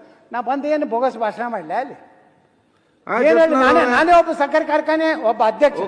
ಇವರು ಮೀಡಿಯಾದವ್ರು ಹೆಂಗ್ ಹೊಡಿತಾರೆ ಗುರ್ತೇನೆ ಅಧ್ಯಕ್ಷ, ಸಕ್ಕರೆ ಕಾರ್ಖಾನೆ ಮಾಲೀಕರ, ನಾವು ಮಾಲೀಕರಲ್ಲ ಅಧ್ಯಕ್ಷರೇ. ಆಯ್ತು, ನಾವು ಸಹಕಾರಿ ಅಧ್ಯಕ್ಷರಟ್ಟೆ. ಇವತ್ತು ನಾ ಇರ್ತೀನಿ, ನಾಳೆ ಮತ್ತೊಬ್ಬ ಇರ್ತಾನೆ. ಅದಕ್ಕೆ ಸಿದ್ದರಾಮಯ್ಯನವರು ಇಷ್ಟೊಂದು ನಿರ್ಲಕ್ಷ್ಯ ಸಕ್ಕರೆ ಕಾರ್ಖಾನೆಗಳ ಬಗ್ಗೆ ಭಯಂಕರ ಹಗುರವಾಗಿ ತಿಳ್ಕೊಂಡಾರಲ್ಲ. ಮುಂದಿನ ವರ್ಷ ನಮ್ಮ ರಾಜು ಕಾಗೇರಿ ಏನು ಹೇಳ್ದಾರಲ್ಲ, ಜೂನ್ದಾಗ ನೀವು ಸಭೆ ಕರೀರಿ, ರೇಟ್ ಫಿಕ್ಸ್ ಮಾಡಿರಿ. ಕೆಲವೊಂದು ಮಂದಿಗೆ ಏನಾಗ್ಬಿಟ್ಟದ ಸ್ಟ್ರೈಕ್ ಮಾಡೋದು. ಯಾವಾಗ ಸ್ಟ್ರೈಕ್ ಮಾಡ್ತಾರೆ ಗೊತ್ತೈತೇನ ಅಧ್ಯಕ್ಷರೇ? ನಾವು ಈ ಗ್ಯಾಂಗ್ಗಳು ತರ್ತೀವಿ ರೀ ಮಹಾರಾಷ್ಟ್ರದಿಂದ. ಒಂದೊಂದು ಕಾರ್ಖಾನೆಯವ್ರು 8 ಕೋಟಿ ರೂಪಾಯಿ ಇನ್ವೆಸ್ಟ್ಮೆಂಟ್ ನಮ್ಮ SR ಪಾಟೀಲ್ ಎತ್ತೊಳಗೆ ಕಾಂಗ್ರೆಸ್ನ ಒಬ್ಬರು ಸಕ್ಕರೆ ಕಾರ್ಖಾನೆ ಮಾಡ್ಯಾರ. 75ರಿಂದ 80 ಕೋಟಿ ರೂಪಾಯಿ ಮಹಾರಾಷ್ಟ್ರದಲ್ಲಿ ಅಡ್ವಾನ್ಸ್ ಕೊಡ್ತೀವಿ ಅಧ್ಯಕ್ಷ. ಅದರಾಗ ಪ್ರತಿ ವರ್ಷ ಒಂದು ಸಕ್ಕರೆ ಕಾರ್ಖಾನೆ 8ರಿಂದ 10 ಕೋಟಿ ರೂಪಾಯಿ ಅಲ್ಲಿ ಇರುವುದೇ ಇಲ್ಲ ಅಧ್ಯಕ್ಷರು. ಅವ್ರದ್ದು ಏನು ಮಾಡೋಕ್ಕಾಗೋದು. ಅವ್ರ ಪತ್ರೆ ಜಂಗತಿ ಪತ್ರೆ ಇರ್ತದೆ, ಜಳಗಾವ ಜಾಲ್ನಾ. ಆಯ್ತು, ಇದು ಯಾಕೆ ಹೇಳ್ತೀನಿ ಅದು ಅಧ್ಯಕ್ಷರೇ, ಇದನ್ನ ಯಾರೂ ಮಾತಾಡೋದಿಲ್ಲ. ಎಲ್ಲರೂ ರೈತರ ಪರವಾಗಿ ಮಾತಾಡ್ತಾರೆ. ರೈತ ಯಾವಾಗ ಉಳಿತಾನ? ಕಾರ್ಖಾನೆ ಉಳಿದ್ರೆ ಉಳಿತಾನ. ರೈತರನ್ನ ನೀವು ಮುಣಗಿಸ್ಲಾಕ ಈ ರೀತಿ ಸಿದ್ದರಾಮಯ್ಯನವರು ನೀವು ಕೇಂದ್ರ ಮ್ಯಾಗ ಹಾಕೋದು, ಕೇಂದ್ರದವ್ರು ರಾಜ್ಯದ ಮ್ಯಾಗ ಹಾಕೋದು, ಇದು ನಮಗೆ ಬೇಕಾಗಿಲ್ಲ. ವಾಸ್ತವಿಕತೆ ಕೇಂದ್ರದ್ದು ಜವಾಬ್ದಾರಿ ಇದೆ.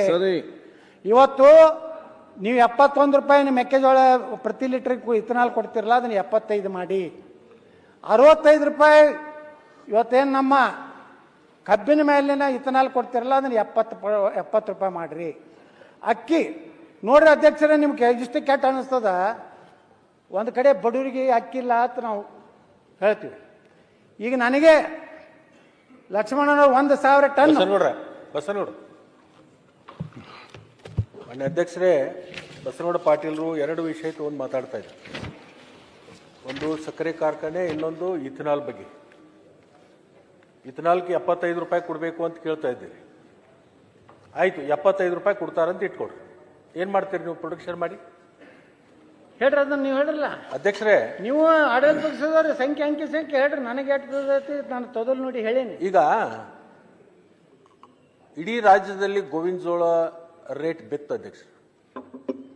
4 ರಿಂದ 5 ವರ್ಷ ತನಕ ಇವತ್ತು ಗೋವಿನ ಜೋಳದ ರೇಟು 2400 ರೂಪಾಯಿ ಫಿಕ್ಸ್ ಇತ್ತು.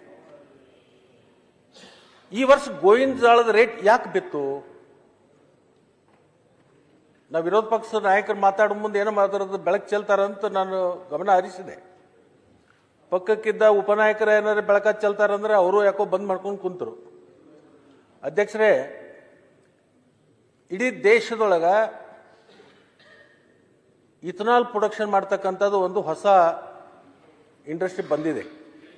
ಅದರಿಂದ ಕಬ್ಬು ಬೆಳೆಗಾರರಿಗೆ ಲಾಭ ಆಗಿದೆ, ಕಾರ್ಖಾನೆಯವರಿಗೆ ಲಾಭ ಆಗಿದೆ, ಗೋವಿನ ಜೋಳ ಬೆಳೀತಕ್ಕಂಥವ್ರಿಗೆ ಲಾಭ ಆಗಿದೆ ಮತ್ತು ಭತ್ತ ಬೆಳೀತಕ್ಕಂಥವ್ರಿಗೆ ಲಾಭ ಆಗಿದೆ.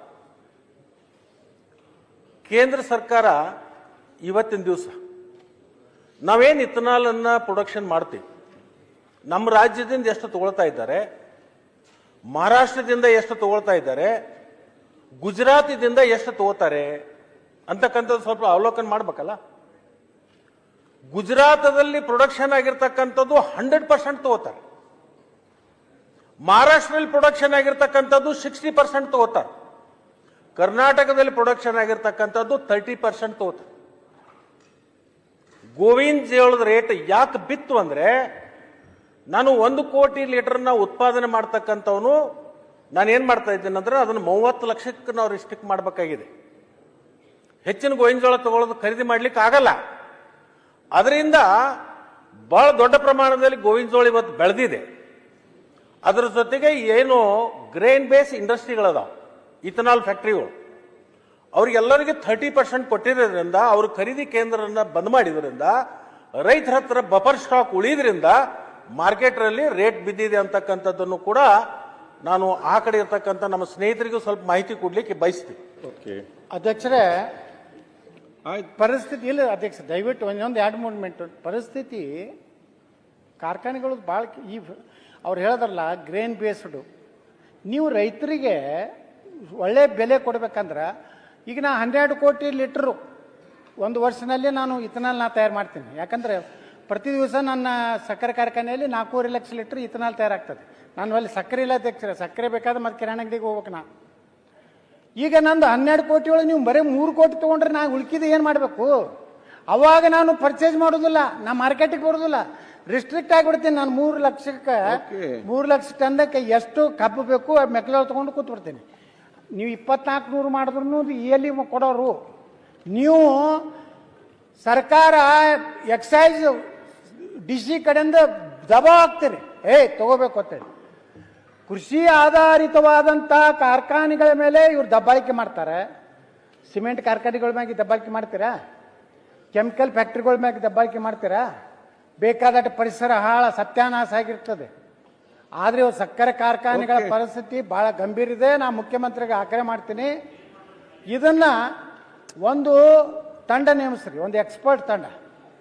ಎಷ್ಟು ವಾಸ್ತವಿಕವಾಗಿ ನಮಗೇನು 1 ರೂಪಾಯಿ ಅದರಿಂದ ಲಾಭ ಬೇಕಾಗಿಲ್ಲ, ನಾವು ಮಾಡಿದ್ದೇ ರೈತರ ಸಲುವಾಗಿ. ನಾವು 1 ರೂಪಾಯಿನೂ ಸಹ ಬೇಡ, ಅದರಿಂದ ತಿಂದು ನಾವು ಬದುಕುವಂಥದ್ದು ಕಾರ್ಖಾನೆ ಮಾಲೀಕರಿಗೆ ಬೇಕಾಗಿಲ್ಲ. ನಮಗೆ ಎಷ್ಟು ನಮ್ಮ ಕಾರ್ಖಾನೆ ಸೇಫ್ ಆಗ್ತದೆ, ಎಷ್ಟು ಹಣ ರೈತರಿಗೆ ಕೊಡ್ಲಿಕ್ಕೆ ಆಗದೇ ಇದ್ರೆ ಉಳ್ಕಿದ್ದು ನೀವು ರೈತರಿಗೆ ಬೆಂಬಲವಾಗಿ ಅವ್ರಿಗೆ ಡೈರೆಕ್ಟ್ ಅವ್ರ ಅಕೌಂಟಿಗೆ ಹಾಕ್ರಿ. ನೀವು ಮಾಡಿದಂಥ ನೀವು ಟೆನ್ಷನ್ ಮಾಡಿಕೊಂಡು ನಿಮಗೆ ಬಾಯಿಗೆ ಬಂದಾರ ಬೈದಾರ, ಅಲ್ಲಿ ಏನಾಗ್ಬಿಡ್ತದೆ ಅಧ್ಯಕ್ಷರ, ಕೂಡಿದವರು ಒಬ್ಬ ಮಂತ್ರಿಗಳು ಬಂದಾರ ಅಂದ್ರೆ ಗೌರವ ಕೊಡುವಂಥದ್ದು ಕೂರ್ತಿರೋದಿಲ್ಲ, ಯಾವ್ಯಾವ ಕೂಡಿಬಿಟ್ಟಿರ್ತಾರ. ಈಗ ಏನಾಗ್ಬಿಟ್ಟದಂದ್ರೆ ನಾವು ಕಳ್ಳರಾಗಿಬಿಟ್ಟಿವಿ, ನಾವೊಬ್ರು ದರೋಡಿಕೋರಾಗಿವಿ. ಈ ಪುಕ್ಷಟಿ ಲೀಡರ್ಗಳು ಏನದಾರಲ್ಲ, ಹೋಗಿ ಪುಕ್ಷಟಿ ಭಾಷಣ ಮಾಡಕ್ಕೆ ಯಾವ ಪರ್ಮಿಷನ್? ಊರು ಹೊರಗೆ ಹೋಗಿ ನಿಂತು ಹೊಯ್ಕೊಳಕ್ಕೆ ಗೌಡಂದ ಅದಕ್ಕೆ ಪರ್ಮಿಷನ್ ಅಂತ ಹೊಡಿತಾರೆ. 3,500,000 ತಕ್ಷಣ ಕೊಡದೇ ಇದ್ರೆ ಓಡಾಟ ಎಲ್ಲಿ ಉಗ್ರ ಓಡಾಟ ಮಾಡ್ತೀರಿ ಮಾಡ್ರಿ ನೀವು. ನಾ ಆಗ್ರಹ ಮಾಡ್ತೀನಿ ಮುಖ್ಯಮಂತ್ರಿಗಳಿಗೆ, ತಕ್ಷಣ ಎಲ್ಲ ಕಾರ್ಖಾನೆ ಮಾಲೀಕರನ್ನ ಕರೀರಿ. KJ ಜಾರ್ಜ್ ಅವ್ರು ಇರಬೇಕು, ನಮ್ಮ ಏನು ಸಕ್ಕರೆ ಮಂತ್ರಿ ಇರಬೇಕು, ಆಯಾ ಭಾಗದ ಜನಪ್ರತಿನಿಧಿಗಳನ್ನ ಕಾರ್ಖಾನೆ ಮಾಡ್ಯಾರ ಅವ್ರನ್ನೂ ಕರೀರಿ. ಕರೆದು ಅಧ್ಯಕ್ಷರೇ, ಇದಕ್ಕೆ ನೀವು ಪರಿಹಾರ ಮಾಡದೇ ಇದ್ರೆ ಸಕ್ಕರೆ ಕಾರ್ಖಾನೆ, ಒಂದು ಸಕ್ಕರೆ ಕಾರ್ಖಾನೆಗಳು ಕರ್ನಾಟಕ ಬಂದಾದರೆ ಲಕ್ಷಾಂತರ ಕೋಟಿ ವ್ಯವಹಾರ ಬಂದಾಗ್ತದೆ. ಒಂದು Okay. ಪಂಚರ್ ಅಂಗಡಿ, ಕಿರಾಣಿ ಅಂಗಡಿ, ಬಂಗಾರ ಆಯ್ತು, ಅಂಗಡಿ, ಹೇಳಿದ್ರಲ್ಲ ಎಲ್ಲ. ರೈತ ಅರ್ಬಿ ಅಂಗಡಿ ಎಲ್ಲ ಹೇಳಿದ್ರಿ. ಎಲ್ಲರೂ ಅದ್ರ ಮ್ಯಾಗ ಡಿಪೆಂಡ್ ಅದಾರ ಅಧ್ಯಕ್ಷರೇ. ನಾ ಕೈ ಮುಗಿದು ಮುಖ್ಯಮಂತ್ರಿ ಅವ್ರಿಗೆ ಕೇಳ್ತೀನಿ, ಅಲ್ಲ, ಯತ್ನಾಳ್ ಅದಕ್ಕೆ ಪರಿಹಾರ ಏನ್ ಹೇಳ್ರಿ? ಪರಿಹಾರ ಹೇಳಿ. ಪರಿಹಾರ ಹೇಳಿದ್ರೆ ಬರೀ ಶಿವಲಿಂಗ ಅವ್ರೆ, ನೀವ್ ಯಾಕೆ? ತಾಣಕ್ ಆಗ್ತಿಲ್ಲ. ಶಿವಲಿಂಗ ಅವ್ರೆ, ಅಧ್ಯಕ್ಷ ಈ ಎಲ್ಲಮ್ಮ ಗುಡ್ದಾಗ ಈ ಮುಲ್ಲಂದ್ ಏನ್ ಕೆಲಸ? ಸುಮ್ಮನೆ ಭಯ ಆಗ್ತಾರೆ. ಅದಕ್ಕೆ ನಾ ಆಗ್ರಹ ಮಾಡ್ತೀನಿ, ಮುಖ್ಯಮಂತ್ರಿಗಳು ತಕ್ಷಣ ಸಭೆ ಕರೀರಿ, ಸೂಕ್ತ ಪರಿಹಾರ ಕೊಡ್ರಿ. ನೀವು ಎಷ್ಟು ಪರಿಹಾರ ಕೊಡ್ತೀರಿ ಅದನ್ನ ನಾವು ರೈತರಿಗೆ, ನೀವು 3,500 ಕೊಡ್ಬೇಕತ್ತಿರಲ್ಲ, ನಾವು ಕೊಡ್ಲಿಕ್ಕೆ ತಯಾರಿದೀವಿ. ನಮ್ಮದು ಏನದ ಉಪ ಉತ್ಪನ್ನಗಳನ್ನ ಕೇಂದ್ರ ಸರ್ಕಾರಕ್ಕೂ ನೀವು ಕರ್ಕೊಂಡು ಹೋಗ್ರಿ. ಓಕೆ. ಪ್ರಧಾನಮಂತ್ರಿಗಳ ಬಳಿ ನಮ್ಮನ್ನ ಕರ್ಕೊಂಡು ಹೋಗ್ರಿ. ನಾವು ಪ್ರಧಾನಮಂತ್ರಿಗಳ ಒತ್ತಾಯ ಮಾಡ್ತೀವಿ. ಪ್ರಧಾನಮಂತ್ರಿಗಳ ನಿರ್ಣಯ ಮಾಡಿದ್ರಿಂದಲೇ ಈ ದೇಶದಾಗ ಸುಮಾರು ಒಂದು ವರ್ಷಕ್ಕೆ $1,00,000 ಕೋಟಿ ಫಾರಿನ್ ಎಕ್ಸ್ಚೇಂಜ್ ಉಳಿದಲಿಕ್ಕೆ ಕಾರಣ ನರೇಂದ್ರ ಮೋದಿ ಅವರು ಅನ್ನೋಂಥ ಮಾತನ್ನು ಹೇಳಿ Okay. ನಾನು ಅಭಿನಂದನೆಯನ್ನ ನಮ್ಮ ನಿತಿನ್ ಗಡ್ಕರಿ ಸಲ್ಲಿಸಿ, ಯಾರೇ ರಾಜಕಾರಣ ಮಾಡಲಿ, ಯಾರೇ ನನ್ನ ವಿರುದ್ಧ ಮ್ಯಾಗ ಕೇಂದ್ರ ಹೈಕಮಾಂಡ್ ಕೇಳಿ, ಐ ಡೋಂಟ್ ಕೇರ್. ನಾನು ರೈತರ ಪರವಾಗಿರ್ತೀನಿ, Okay. ಕಾರ್ಖಾನೆಗಳ ಪರವಾಗಿರ್ತೀನಿ, ಉತ್ತರ ಕರ್ನಾಟಕ ಪರವಾಗಿರ್ತೀನಿ, ಕರ್ನಾಟಕ ಸಮಗ್ರ ಕರ್ನಾಟಕ ಪರವಾಗಿರ್ತೀನಿ. ಕರ್ನಾಟಕ ಒಂದೇ ಇರಬೇಕು, ನಾವೆಲ್ಲ ಸಮಾನತೆಯಿಂದ ಅಭಿವೃದ್ಧಿ ಆಗ್ಬೇಕಂತ ಕೇಳ್ಕೊಂಡು ನಾನು ಮಾತು ಮುಗಿಸ್ತೀನಿ. ಶ್ರೀನಿವಾಸ್ ತಾವು ಮಾನೆ. ಅವಕಾಶ ಕೊಟ್ಟಿದ್ದಕ್ಕೆ ಧನ್ಯವಾದಗಳು.